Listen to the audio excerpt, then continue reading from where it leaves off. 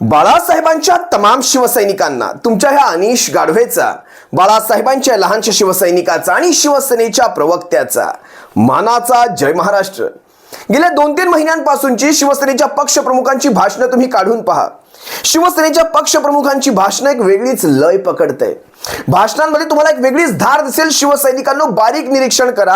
ही आक्रमकता जी शिवसेनेच्या पक्षप्रमुखांच्या भाषणामध्ये सध्या दिसते ती आक्रमकता फार गरजेची होती। अगदी काल परवाच नाशिकच्या अनंत कान्हेरे मैदानातलं तुम्ही ते भाषण ऐकलं असाल। शिवसेनेच्या पक्षप्रमुखांनी उभ्या उभ्या मैदानातल्या साऱ्या शिवसैनिकांच्या काळजामध्ये हात घातला, हृदयामध्ये हात घातला। आज तुम्हाला विशेष सांगावं असं वाटतं, ज्या वेळेस मैदानामध्ये शिवसेनेचे पक्षप्रमुख भाषणासाठी उभे राहिले त्या अगोदर काहीच मिनिटं तो मला वाटतं गोंधळ मी माझ्या आपल्या या माध्यमावर दाखवला देखील। तुळजाभवानी आईला जे साकडं घातलं गेलं, महाराष्ट्राचं कुलदैवत आई तुळजाभवानी हिला जे साकडं घातलं गेलं, त्या मैदानातून लाखो शिवसैनिकांच्या उपस्थितीमध्ये ते साकडं घातलं गेलं, अक्षरशः अंगावर काटा आला होता। उभ्या मैदानातला शिवसैनिक त्या संबळच्या त्या तालावर नाचत होता।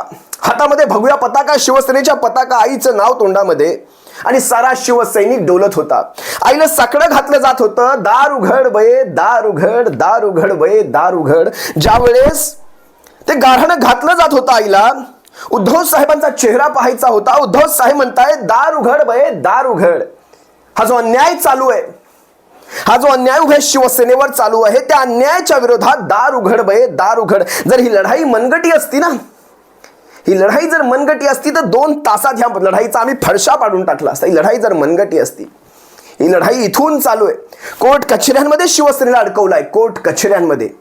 दार उघड बये दार उघड। ज्या वेळेस हा गोंधळ मांडला जात होता, आमच्या मासाहेब, रश्मी वहिनी साहेब, उद्धव साहेब, तेजस्वी ठाकरे साहेब, आदित्य साहेब, सारा ठाकरे कुटुंब तिथे उपस्थित होतं। आई तुळजाभवानीच्या साक्षीने, लाखो शिवसैनिकांच्या साक्षीने ज्यावेळेस हा गोंधळ मांडला जात होता, उभ्या मैदानामध्ये एक वेगळंच पुरण चढलं होतं, एक पॉझिटिव्हिटी आली होती, एक वेगळीच पॉझिटिव्ह एनर्जी उभ्या मैदानामध्ये फिरत होती। आणि त्या एनर्जीचा भास मी स्वतः घेतला। तो आभास माझ्या ह्या अंगावर शहारा उठत होता।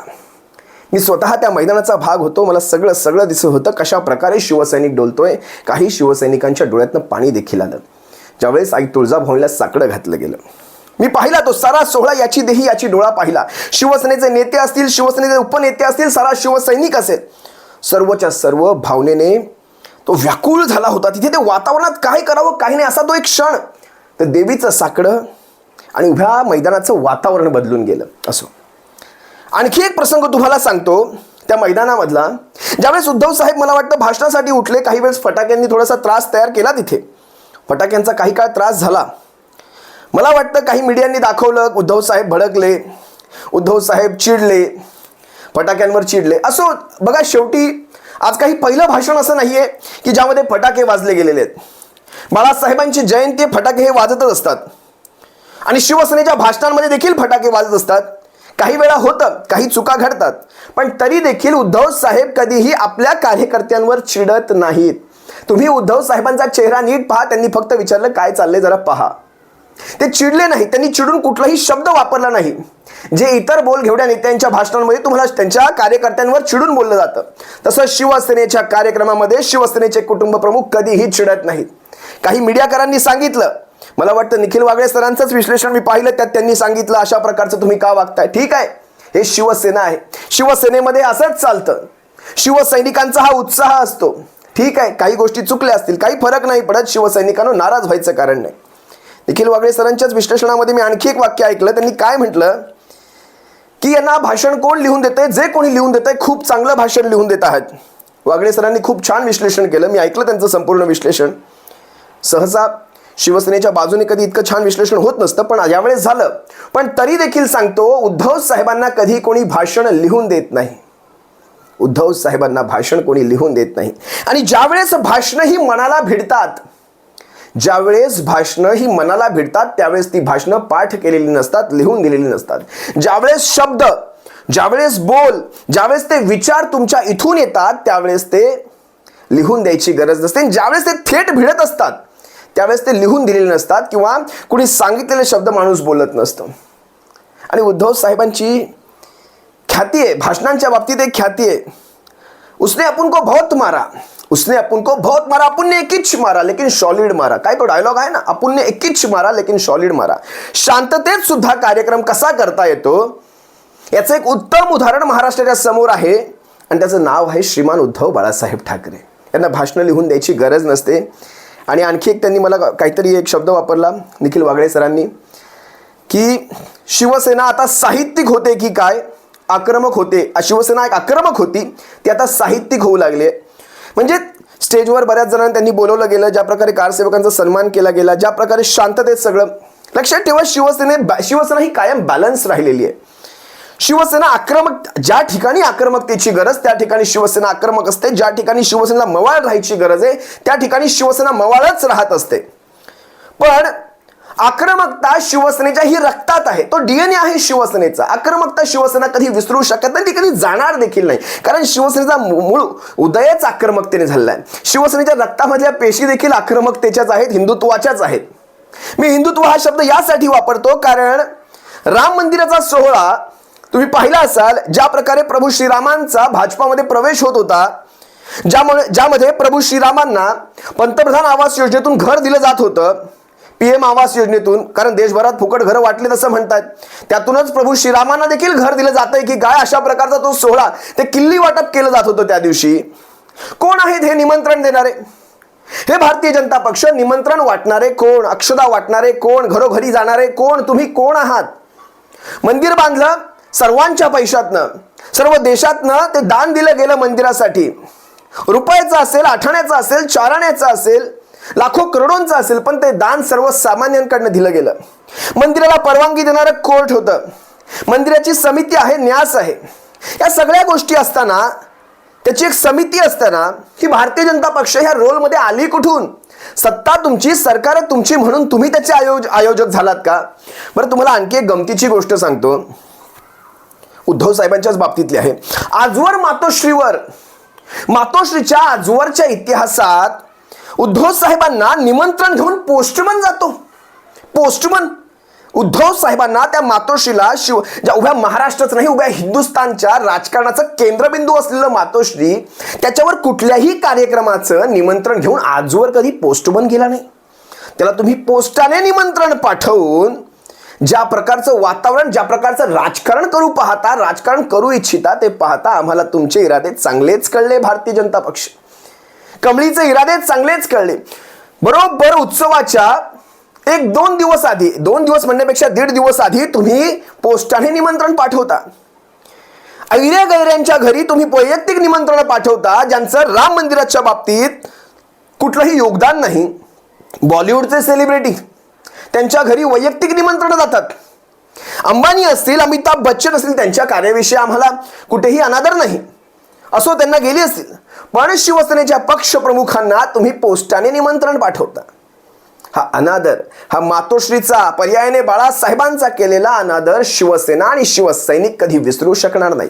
हे देखील तितकंच सत्य आहे. अरे गरज नाही तुमच्या आमंत्रणांची. तुम्ही आमंत्रण देणार आणि त्यानंतर आम्ही अयोध्येत जाणार. आमच्या भगवंताचं दर्शन ज्यावेळेस आम्हाला घ्यायचं असेल त्यावेळेस आम्ही जाऊ. आम्हाला ते दर्शन आहे, आम्ही कधीही घेऊ. आणि ज्या वेळेस तुम्हाला मनातली एक गोष्ट सांगतो, ज्यावेळेस उद्धव साहेब अयोध्येला जाण्याचा निर्णय घेतील ना, या विश्वगुरूने आजवर जे काही वातावरण तयार करून ठेवलं ना देशभर, जे भारतीय जनता पक्षाच्या बाजूने एका दिवसात, ज्या दिवशी शिवसेनेचे पक्ष प्रमुख अयोध्येला जाण्याचा निर्णय घेतील, त्याच्या तयारीच्या नंतर एका दिवसात हे विश्वगुरूचं वातावरण शून्य झालेलं असणार. इतका प्रभाव आहे या नेत्याचा, महाराष्ट्रातल्या ह्या नेत्याचा, ज्याचा पक्ष तुम्ही फोडलात, ज्याच्या पक्षाचं नाव चोरलात, ज्याचं चिन्ह चोरलात, त्या नेत्याचा महाराष्ट्रामध्ये नाही, उभ्या हिंदुस्थानामध्ये इतका दबदबा आहे. हे लक्षात घ्या. आज ह्या नेत्याच्या फक्त न जाण्याने, आमंत्रण आलं, नाही जायचंय, प्रभू श्रीराम आमचे आहेत, आम्हाला वाटेल तेव्हा त्यांचं दर्शन घेऊ, आम्हाला आमंत्रण पाठवणारे बेगानी शादीतले अब्दुल्ले तुम्ही कौन है तुम? आम्हाला जायचंय तेव्हा आम्ही जाऊ. कौन हो तुम? कौन हो? हम नहीं जानते आपको. या एका माणसाच्या न जाण्याने महाराष्ट्रातले 3-3 टघे महाराष्ट्रातच अडकून पडले. हे तुमच्या लक्षातही आलं नसेल शिवसैनिकांनो. दोनही उपमुख्यमंत्री, महाराष्ट्राचे मुख्यमंत्री यांच्या फक्त न जाण्याने महाराष्ट्रात अडकले. जर हे तिकडे गेले असते तर ह्या तिघांनाही जाता आलं असतं. यांना माहिती आहे हा माणूस साधा माणूस नाही आहे. हा माणूस तुम्हा सर्वांचे इथे खड्डे खोदून मोकळे होईल. या तिघाही नेत्यांना, तिघाही टघ्यांना तुम्ही म्हणू शकता याने महाराष्ट्रातच अडकवलं. हा आहे यांचा दरारा, हा आहे शिवसेनेचा डर. मी तुम्हाला वारंवार सांगत असतो, निवडणुका लावायची धमक नाही. साध्या सिनेटच्या निवडणुका लागत नाहीत. महाराष्ट्राच्या 2 पोटनिवडणुका लोकसभेच्या त्याही लागल्या नाहीत. 14-15 महानगरपालिकेच्या निवडणुका लागल्या नाहीत. सगळं सोडा हो. ग्रामपंचायतीच्या निवडणुकांवर हात शेकून घेतात, ऊब घेतात. ग्रामपंचायतीच्या निवडणुका आमचे एवढेच याव तर सरपंच ना आमचे त्याव सरपंच. सोडा हो. यांच्याकडनं तुम्ही काय घेणार? त्या नाशिकच्या काळाराम मंदिरात ज्यावेळेस शिवसेनेचे पक्ष प्रमुख महाआरती करत होते, तो आजूबाजूचा जनसमुदाय पहा. तुमच्या अयोध्येत तुम्ही हे खेचून ताणून आमंत्रण देऊन जेवढी माणसं आणली नसतील त्याच्या कित्येक पट जास्त माणसं तिकडे नाशिक गोदावरीमध्ये, पूर्ण नाशिक नगरी फुलून गेली होती. देवभूमी म्हणतो आम्ही त्याला. प्रभू श्रीरामांचा तुम्ही जो बाजार मांडलात तिथे, तो बाजार पाहता प्रभू श्रीरामांनाही तो प्रोग्राम, तो कार्यक्रम, तो सोहळा किती आवडला असेल मला माहीत नाही. अर्धवट मंदिरात प्रभू श्रीरामांना तुम्ही बसवता. प्रभू श्रीरामांच्या नावाने देशभर एक दहशतीचं वातावरण तयार करता. उभ्या देशामध्ये प्रभू श्रीराम, जय श्रीराम म्हणतं तर लोकांना एक दहशतीचं वातावरण वाटतं. हे सगळं असताना तुम्ही तेच काळाराम मंदिरात, आणि काळाराम मंदिराचा इतिहास तुम्हा सर्वांना माहीत असायला हवा. डॉक्टर बाबासाहेब आंबेडकरांनी ह्याच मंदिरापासून डॉक्टर बाबासाहेब आंबेडकरांनी एक आंदोलन छेडलं होतं. काळाराम मंदिरापासून त्याची सुरुवात झाली होती. आणि जमेची बाजू अशी की स्वातंत्र्यवीर सावरकरांनी या आंदोलनाला पाठिंबा दिला होता. डॉक्टर बाबासाहेब आंबेडकरांना पाठिंबा दिला होता, कारण उद्देश खूप चांगला होता याचा. तेच मंदिर निवडलं गेलं. काळाराम मंदिरात ती महाआरती झाली, त्यानंतर गंगा पूजा झाली. तुम्ही पाहिलं असाल गंगा काठ, संबंध दोनही तीरांवर गंगा काठीची ज्यावेळेस आरती झाली, तुम्ही तो जनसमुदाय, अफाट जनसमुदाय तुम्ही सर्वांनी पाहिला असाल. महाराष्ट्राचा हा नेता तिकडे न जाता देखील महाराष्ट्रात अशा प्रकारचं एक वातावरण तयार करून गेला. अरे तुम्ही कोण आहात? तुम्ही 2 पक्ष फोडून स्वतःला त्या पक्षांच्या कुबड्या घेऊन चालणारे, मुख्यमंत्री उपमुख्यमंत्री बनवून तुम्ही कुबड्या घेऊन चालणारे. तुम्ही शिवसेनेला शिकवणार शिवसेनेचं हिंदुत्व काय आहे ते. तो काल परवाचा तुमचा एक नेता, नारायण राणे नावाचा एक नेता, देशातल्या हिंदू धर्माच्या सर्वोच्च शंकराचार्यांना एक प्रश्न विचारून जातो. काही माईच्या लालाचं थोबाड उघडत नाही की त्याला जाब विचारावा की तुम्ही शंकराचार्यांना असा घाणेरडा प्रश्न विचारणारे कोण? नारायण राणेंसारखा एखादा काल परवाचा नेता काय म्हणतो? एकेरीच म्हणतो मी त्यांना. कारण आदर देणे इतकं आदर तुल्य व्यक्तिमत्व असावं लागतं. शिवसैनिकांनो, माझं काही चुकत असेल तर तुम्ही मला सांगा. जर तुम्ही म्हणत असाल त्याला आदर द्या, तर त्याला आदर देऊ देखील, कारण तुम्ही मला सांगू शकता. तुमचा तो अधिकार बनतो शिवसैनिकांनो, तुम्ही मला सुधरवू शकता. पण सध्याच्या घडीला त्या व्यक्तीविषयी, त्या व्यक्तीच्या संबंध खानदानाविषयी माझ्या मनात यत्किंचित हे आदर नाही शिवसैनिकांनो. हा काल परवाचा नेता म्हणतो शंकराचार्यांचं हिंदू धर्माच्या बाबतीतलं योगदान काय? शिवसैनिकांनो, ज्यावेळेस ही वाक्य कानावर पडतात त्यावेळेस हसावं की रडावं असा एक मोठा प्रश्न पडतो. शंकराचार्यांचं योगदान विचारणारा नारायण राणेंसारखा माणूस, महान माणूस या भूतलावरचा एकमेव असावा कदाचित. आधी राज्यसभेची खासदारकीवर जाणारा हा माणूस, राज्यसभेची खासदारकी मिळवणं तितकं सोपं जितकं शंकराचार्याचं पद मिळवणं सोपं नाही. महानुभावा, शंकराचार्याच्या पदामध्ये काय गोष्टी असतात याचा आधी अभ्यास करा. तुम्हाला राज्यसभेवर कुठल्या कारणांसाठी ठेवलं तेवढी कारणं तिथपर्यंत योग्य होतं, पण धर्मशास्त्रामध्ये ज्यावेळेस तुमची लुडबुड वाढते त्यावेळेस मात्र हे खपवून घेतलं जाणार नाही. हे त्या दिवशीचं वातावरण पाहिलं. उभ्या देशात ज्या प्रकारचं एक मार्केटिंग केलं गेलं, ज्या प्रकारचं एक दहशतीचं वातावरण तयार केलं गेलं, शेवटी पहा ना, देशाचे 4ही शंकराचार्य तिथे गेलेले नाहीत. हिंदू धर्मामध्ये भगवंतानंतर सगळ्यात सर्वोच्च स्थान घेऊन असलेले शंकराचार्य, आणि त्यानंतर सारे येतात. त्या शंकराचार्यांना आमंत्रण असून देखील कारण शंकराचार्यांना माहिती आहे आमच्या उपस्थितीमध्ये जर अधर्माचं कार्य होत असेल, अशास्त्रीय कार्य होत असेल तर त्याला उत्तरदायित्व शंकराचार्य असतात, जबाबदार असतात. आणि तुमच्या उपस्थितीमध्ये जर अशा प्रकारची अधर्म कार्य केली गेली तर तुम्ही काय उत्तर द्याल जगाला? काहीच देऊ शकत नाही. त्यासाठी या कार्याचा देशाचे 4ही शंकराचार्य भाग झाले नाहीत, हेही तितकंच सत्य. असो, जास्त काही या विषयावर बोलत नाही. शिवसैनिकांना एक गोष्ट लक्षात घ्या, मी बऱ्याच गोष्टींचा तुमच्या सर्वांसमोर उहापोह केलाय. छत्रपती शिवाजी महाराजांचं त्यावेळेस तिथे नाव घेतलं गेलं. कोण ते गोविंदाचार्य, कोण महाराज, मला माहीत नाही कोण आहेत ते. त्यांचं नावही घेऊन त्यांना का मोठं करावं.